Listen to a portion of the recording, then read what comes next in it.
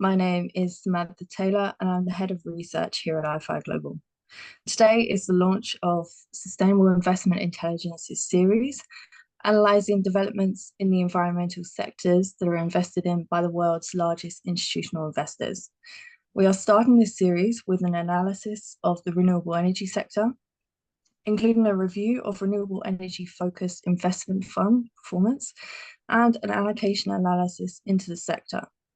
We very much welcome your questions, so please, and plan to allocate around 15 minutes for them. So please use the Q&A button at the bottom of your screen. I will now hand you over to Simon. Yeah, thank you very much, Samantha. And let me also welcome you all, as is almost always the case when we do these things. We have a lot of people from a wide variety of different countries and a good number from the US. As Samantha says, this is the first in Sustainable Investment Intelligence, which is one of our monthly publications, series of reports that we are going to be doing on the main sustainable investment sectors this year. My name is Simon Osborne. I'm the CEO of i5 Global, which is a research and media house based in the City of London. SII, as I just mentioned, is one of our monthly publications. We have two other monthlies and we have a weekly, but we are slightly larger on our research side, particularly when it comes to sustainability. We do quite a lot of proprietary research into this area of the market. SII specializes in focusing, really drilling down into what the big institutional investors, the sovereign wealth funds, the family offices, the endowments, etc., are investing in when it comes to sustainability. And we do a lot of work, particularly Samantha does a lot of work tracking their allocations. And as you'll see in a second, renewables is easily, by quite a distance, the largest sustainable sector invested in by institutional investors and family offices. No matter what type of institutional investor you are, renewables is the main sector you are in. And as I say, that also applies to family offices. So we thought we would start this series with the biggest, but we will be coming on very soon to the other sectors where there's some fascinating things to be said about them. It's very much still the early days in some of these sectors, and I'm old enough to remember the early days of the emerging markets. There are a lot of similarities between the early days of the emerging markets and what's going on in some of the sustainable sectors. Less so renewable energy, but to a certain extent also in renewables as well. So can we turn over the next slide, Samantha? Mm-hmm. So before we get into some relatively controversial things I'm going to be saying about renewables, I thought it would be a good idea, since it's the start of the series, to mention another feature of what's in SII, which are our sustainable sector ratings. We do them for those 5 sectors that we concentrate upon. Those 5 sectors, by the way, are sectors we've, in a sense, created ourselves. They're broad labeled sectors that underneath have a sort of multitude of sins, the things that we think should be put into those categories. Because unfortunately, in sustainability, if not in the fund industry overall, there's terrible wording and descriptions of things. So we have to make those judgments. But we have these 5 categories. One, as you will see here, is biodiversity, nature, forestry, timbers, another one, renewables, and arguably even renewables should be split between solar and wind. And then we also have water, and there's this other category, which is recycling, waste, and what's the other term which has come up on the rails, Samantha, for that one? The circular economy. Circular economy. Where on earth that term comes from, I have no idea, but people are using that term increasingly as well. But those are, if you analyze the allocations of institutional investors, those are the broad 5 categories that they are investing in. And we rate out of five being the top. In those 4 bits of criteria, you will see on the screen the capabilities, if that's the right word for it, of those in those sectors. And there's a lot of difference between them. Our subject today being renewables, you'll see it has the lowest rating by us of investment outlook and capacity. Others in the sustainable sector tend to have much better ratings, but it's not just about their investment outlook, it's also about the data availability, number of funds and managers in the sector, and very important industry support services, things like fund administrators, custodians, and the like. So they're not really yet in a position where they're capable of servicing that much into those particular sectors. ETF funds, yes, in the broad brush ETF thing, but not so much into some of these very specialist sectors that we are talking about today. So let's move on, if we may, Samantha.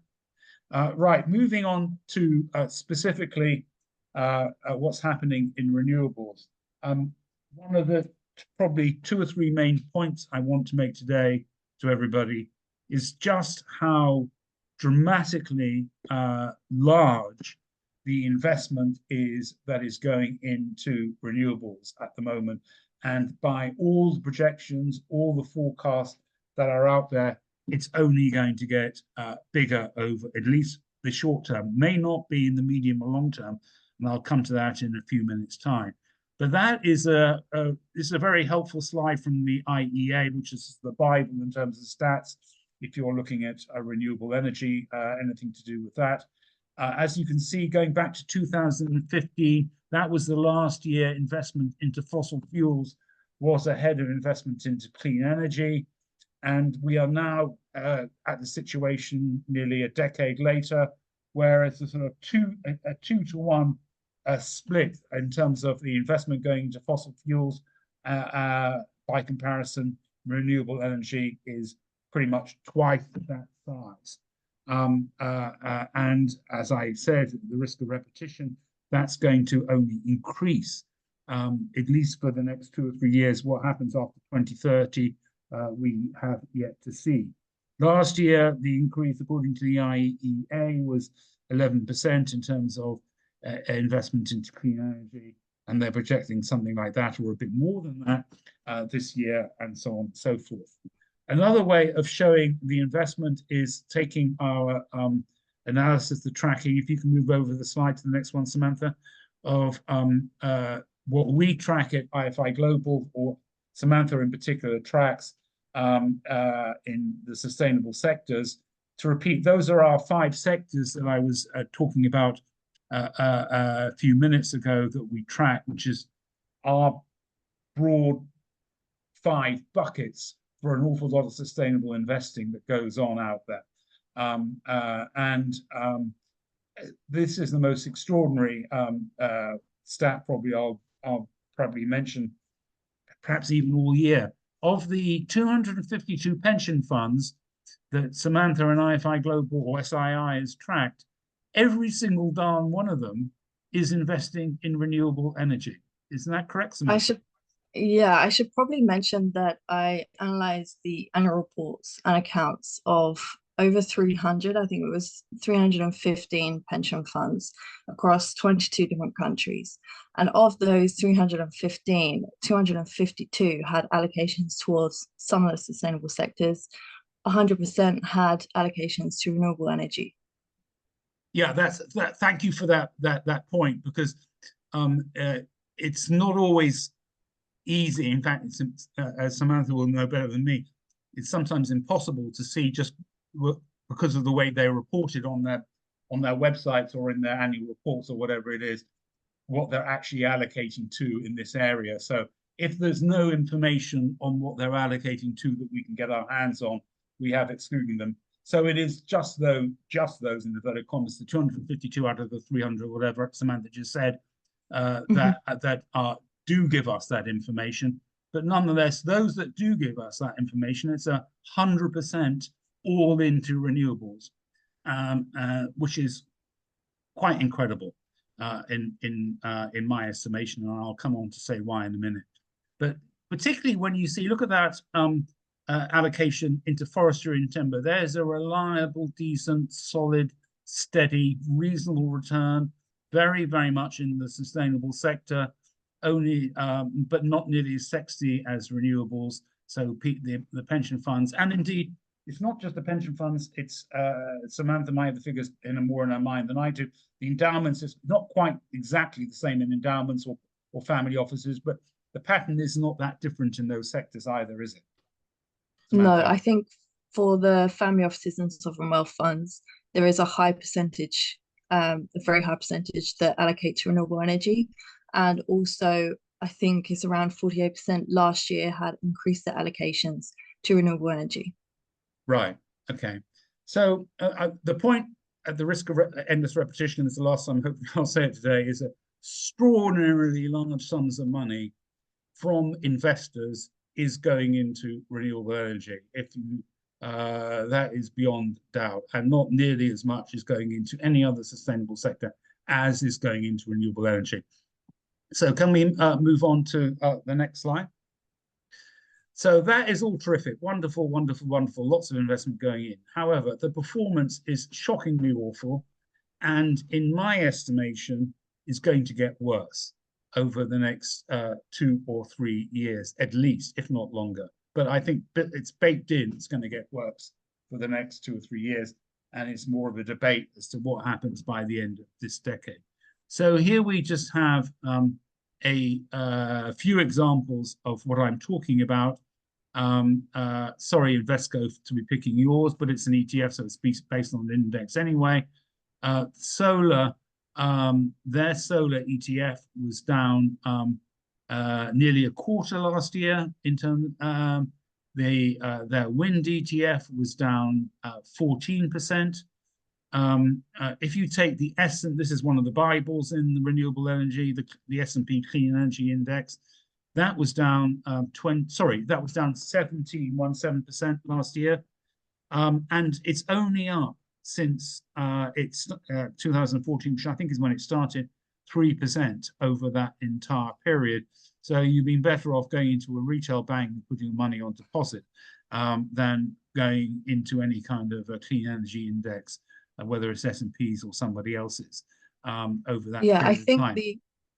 Sorry, I go on. think the S&P Clean Energy Transition Index only experiences positive annualized returns at year 5 at 0.34%. And again, at 10 years, only at 3.41%. So it's quite a long term Yeah. looking, And I I think. think what I was going to say was that in all these cases, if you look back, the positive performance was in the early years. And this Yeah, comes on yeah. to a point I'm about to make. As we have got into even 2023, 2022, certainly 2024, because the figures are on the screen, the performance is getting worse. As I say, I think it's going to get yet worse this year and the year after, and the year after that. And I'm going to come on to say why in a minute. But before I do, that bottom one there, the iShares Clean Energy ETF, which is astonishing. It's down nearly, down about 43%, so nearly 50% since 2021. Yeah, so not great performance in the sector overall. Of course, and this really does need to be emphasized and underlined, a lot of the institutional stroke professional investments going into renewables is not going into ETFs. It's not going into even into active third-party funds either. It's going into direct investment into wind farms, direct investment into solar farms, but that has also caused, just as we can't give those figures for obvious reasons, so it's very difficult to get, stroke impossible to get, but we hear from time to time of problems. Samantha is, she lives in Essex, and one of the pension funds in Essex got itself into terrible trouble. Was it a couple of years ago, Samantha, that Yes. lost their council an awful lot of money investing in wind farms, and there was a big scandal on that. which we probably won't get into now. But that was a bit that made even things like the Daily Mail, which is a mass circulating newspaper here in the UK, as well as being in the Financial Times and in the financial media. So but going direct doesn't necessarily mean, of course, that your performance is any better. Indeed, it could even be worse. Here, the obvious question is to why, what is going wrong? And I'm going to now give you my theories as to as I say, people should, if they want, use the Q&A button at the bottom of the screen. If you agree or disagree with any questions on this, I see we already have one question, two questions coming in, so we'll come to those in a few minutes. So why is this happening? What is the problem? And what are the consequences of this problem? This is really what I want to get onto today. I mean, the most obvious point, which is probably not made enough nonetheless, is that renewables, whatever type of renewable it is, at this stage in the history of the world, is still an intermittent energy source. And that is the big problem.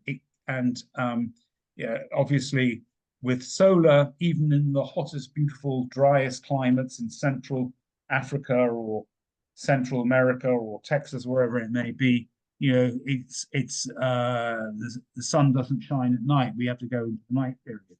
But hopefully enough energy is stored up during the day. But nonetheless, that is the best case scenario for solar. If you're living in Northern Europe, as I am most of the time, obviously solar is not that reliable here, but neither is wind, and wind is worse, whether it's offshore wind or onshore wind. Sometimes even the wind doesn't blow. Sometimes it blows too strongly and the wind farm can't work because the wind is too strong as well. So it is an intermittent energy source, and what you're going to need in order to make this more reliable is dramatic increases in storage technology from where we are today or where we are recently. For the purposes of this presentation, something we've written about in SII, where battery technology or storage was until about a year ago at least, is that the cost of storage is about $600,000 per megawatt hour, meaning that for every megawatt of wind or solar, about $100 million would be needed to be spent on storage in order to make that work. So I think, Samantha, you have some figures on how storage is, there's a lot of investment going into that at the moment too. Yeah, it's primarily following the energy storage and grids pledge from COP29 last year. There's suggestions that by 2030, the global energy storage market is projected to grow at a compound annual growth rate of 21%. Yeah, well, that's great. That's very strong growth projected. The bigger obvious question, and let's hope that makes a difference, because if it doesn't, we really do have problems, because no matter how much is going into storage, the technology, and it's a gamble, it's a guess. What is going to happen if that investment, or if that's indeed those projections are correct, doesn't do the trick? What we're going to get is a glut. I'm sorry, I'm getting ahead of myself here. I want to go mention, if you talk to people in the renewable sector and you say, why are these problems occurring? They don't necessarily talk so much about the first 2 points on the screen here.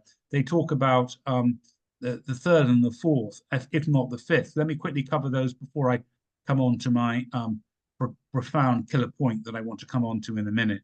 So they talk about the supply network problems, which we seeing the time, we're not going to get into. There are many serious supply network problems, and arguably the investment in network development has lagged the investment in solar or wind farms, both onshore and offshore, and that needs to pick up. So, and that's going to be darned expensive to do, but it is needed. So people do talk about a supply network problems, very unsexy area of the business, but it's needed.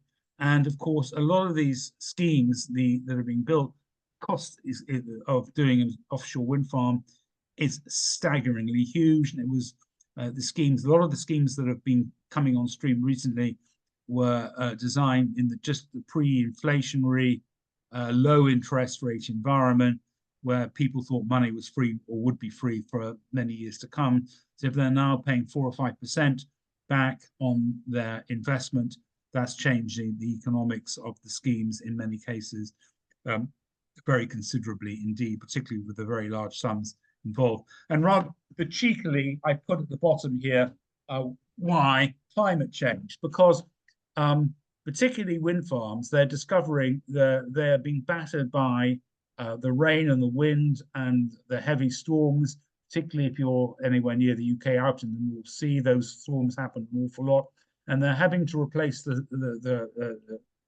blades, the huge, enormous blades you have on wind farms, more frequently than ever was projected when these things were first built. So the climate is damaging some of these operations, especially on the wind side, not so much necessarily on the solar side of the equation. So now I'm going to come to my killer point. Here's the danger of what I think where we are right now, which I don't think enough is being talked about. We have in the February issue of SII, we do get into this, and we'll be getting into this doubtless in the future. By the way, all the points we've made today are covered in more detail with more facts and figures in considerable more detail in the February issue of SII. But the problem is this. At the moment, a large amount of supply of renewables is coming on stream. It's only going to increase for the next 2 or 3 or 4 or even 5 years. At the moment, that's producing an energy glut. That is meaning that the price of the energy that is being produced by renewables keeps on going down. That's going to make it even less profitable than it already is. And that is a huge problem. So because it's not being relied upon, everybody, any consumer, any business is going to have an alternative backup plan. It could be from an alternative that is a renewable backup plan, potentially, but more likely it's going to be from a fossil fuel backup plan.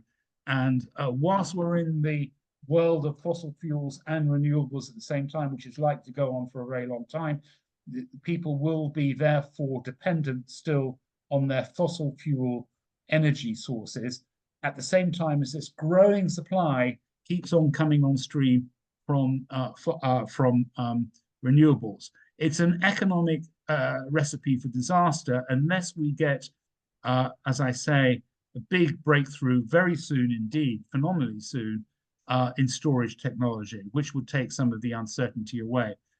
If we don't get that, we are looking at a potential, collapse is putting it too strongly, because there's so much invested in this, that governments are going to have to continually step in to support the sector, or sectors in plural, in order to make this work.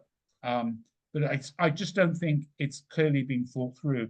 And that's a general problem that energy economists have been discussing for a while. The thing that I find fascinating is, why are so many investors pouring in to the sector? They surely must know what's happening, and what motivates them to make these investments.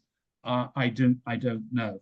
I mean, just yesterday on the news, you may have seen BP, which had made a very large commitment to renewables, is actually now looking at selling its renewable sector. It's not profitable.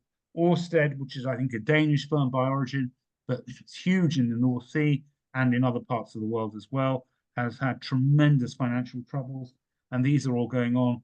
Yet this is all very well known, yet the investment is still pouring in, as you have seen earlier on in this presentation. So before we get to questions, let me sum up my main point of the day, which is we are witnessing, and it's going to get worse, potentially much worse, a glut of renewable energy coming on stream thanks to all the investment from all the different sources, not just from the pension funds and the endowments and the family offices and the other investors, but from the governments and the way the whole thing is being geared up. So that's definitely happening.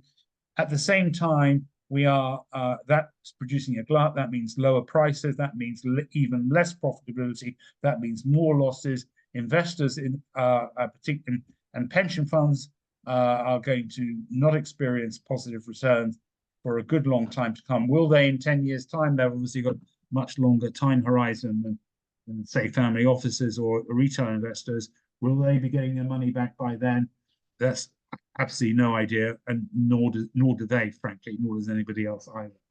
But the other point I'd like to make before we potentially go to questions is, whilst the investment is huge, it's still nowhere near large enough to reach net zero by 2050.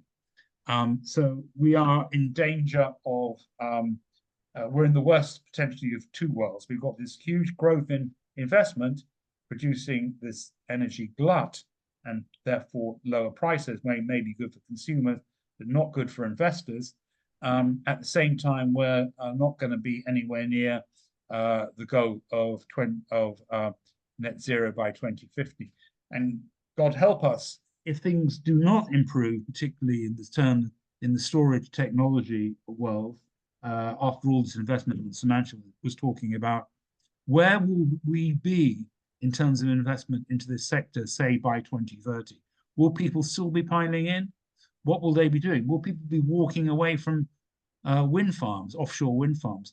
There's a great quote from somebody I didn't include in today's presentation. She used to be head of offshore at BP. I think she's left now. She said the sector is fundamentally broken. Will we be seeing these giant turbines out in offshore areas like the North Sea or off the Netherlands or off Denmark or wherever they may be, as some weird objects that were a craze for about 20 or 30 years in the early part of the 21st century? Or will they be humming along, supplying our renewable energy and making us all energy independent from fossil fuels? And these are all temporary problems that are going away. Those are huge questions for another day. Right, so I will shut up and see what we've got in terms of questions. Yes, so the first question is, what is the main motivation for the growth of institutional investment into renewable energy? That's a very good question. I kind of half touched upon it a second ago, just there. What does motivate those pension funds that you've been analysing, those sovereign wealth funds you've been analysing, those family offices you've been analysing to allocate to the sector to the extent they have, which is substantial? I don't know. Maybe we should do some research and try and find out. I don't know whether we'd necessarily succeed in getting the answer. Obviously, people want to do the right thing, and they're very proud, very CalSTRs, Ontario teachers, and all these other pension funds. Oh, look, we're doing this fantastic investment in whatever wind farm it may be. What is the motivation for them? Is that they do want to be seen as supporting the sustainable sector. How? But they're there to produce a decent return for their beneficiaries. And is that a dilemma? I suppose they've been sold on the fact that it will all come good in the end in 10 years' time. Well, to carry on with pension funds, the next question is most pension fund investment into renewables through third-party funds or directly? It's about half and half, I think. I mean, you might know the answer to that question better than me, Samantha, because you've analysed the figures more closely than I have. I think there's a handful of examples of pension funds seeking minority stakes in say wind farms. I think off the top of my head, PMT has, which I think is a Dutch pension fund, has a 15% stake in 2 Dutch wind farms, and they're looking to increase their renewable energy allocations to, I think, 4 billion euros by 2030. So it's generally a mix, I think. Okay. But overall, if you take sovereign wealth funds and family offices, and insofar as you can see, and pension funds, would you say it's about 50-50 direct and the other 50% going through third-party funds? I think so. I think The larger pension funds definitely they diversify, so they have some direct holdings, some through funds. The smaller ones they tend to have indirect holdings. I think same for the sovereign wealth funds. Okay. I think it's an even split. Okay. Um, so our next question is, what differences are there between wind and solar investment prospects? Yeah. Almost we like everybody else does categorize it all together under renewables. If you were being more exact and precise, you should really, and I think they are diverging. Look at solar and wind, which are the two by far the two biggest areas of renewables separately. If we'd been having this discussion a year ago, I would have probably been more persuaded of that than I am today, because actually, even then, wind had a terrible year of 2023. Solar had a relatively good year of 2023. And everyone expected, or at least we did, I did, that would continue in 2024. That wasn't the case. If anything, going back to those performance figures we had on the screen a few minutes ago, if anything, wind sort of did slightly less badly, and solar didn't do quite as well in last year as one might have guessed in January of last year. So, but the larger investment going in is still definitely going into solar, and it's much easier. I mean, solar covers a larger multitude of sins than wind, because it covers putting a solar panel on your roof if you live in Texas, through to putting a great big solar farm into somewhere in Central Africa. A friend of my son has joined a company that is building giant solar farms in North Africa and supplying energy through to continental Europe from there. So it goes from that one extreme to the individual household at the other extreme. So it covers a very, very wide area. Whereas wind farms is obviously those great big giant wind farms that you see when you travel around these days. And that's really what it is. You're not going to have individual wind farms anytime soon. So they are different, but they are both renewables. They both have similar, they have some problems that are in common. They probably have some problems which aren't in common as well. Mm-hmm. So the next question is asking us to clarify where we are getting our data, as their solar offerings will guarantee 8% returns. Are these only public offerings? They will be doing a $75 million offering this year. Okay, well, that's very interesting. We'd like to, I'm looking at the question here myself. That's from Tad Lajesti. We'd like to hear more about that. We can publish something in SII on that. Thank you for letting us know that. I don't know how you're able to guarantee 8+% returns, but well done you for doing that. So we didn't answer where we're getting our data. Sorry. The allocation data, which from the pension funds, etc., is our own. Samantha's described how she gets our information by simply, and we're hopefully employing AI this year to expand that. So we go through the public sources, the websites and everything, and the public the annual reports to get that data. The ETFs, if just from is easy, you can get it from any available source under the sun in terms of the public market performance. There's so many different ways of doing it. Mm-hmm. Yeah, we used Morningstar and S&P Global.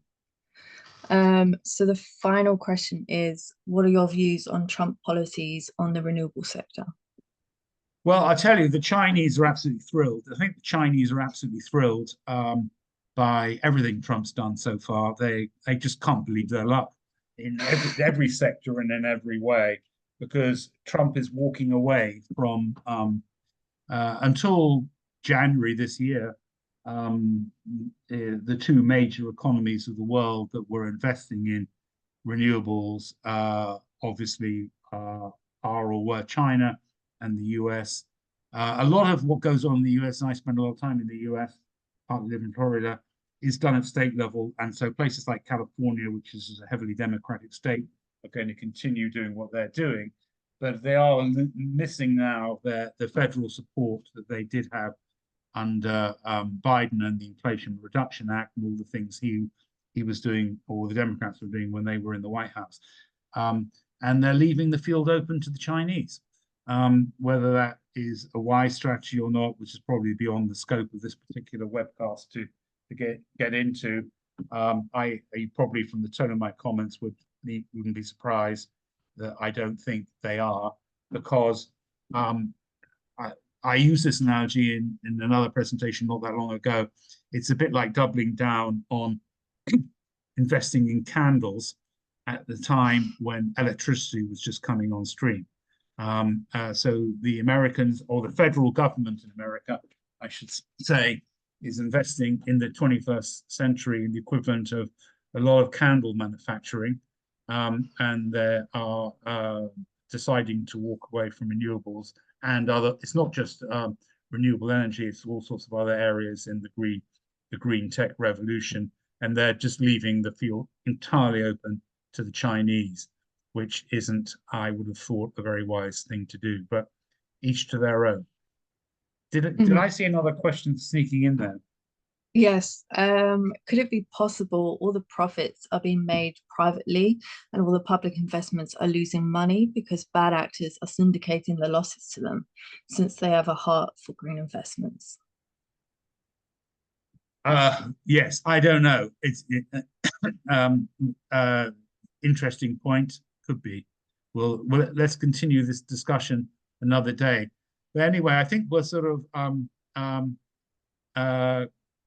pretty much close to the end of our time today. Thank you very much, all of you from around the world who've been joining us. I should emphasize that what we've been talking about today and the other sustainable sectors we cover in tremendous detail every month in Sustainable Investment Intelligence. Please do contact us if you'd like to get a trial copy, and we will be doing these discussions regularly throughout this year.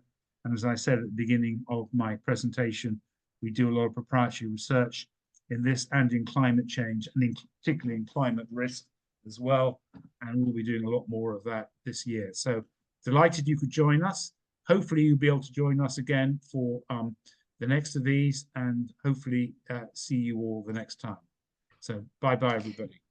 Bye-bye.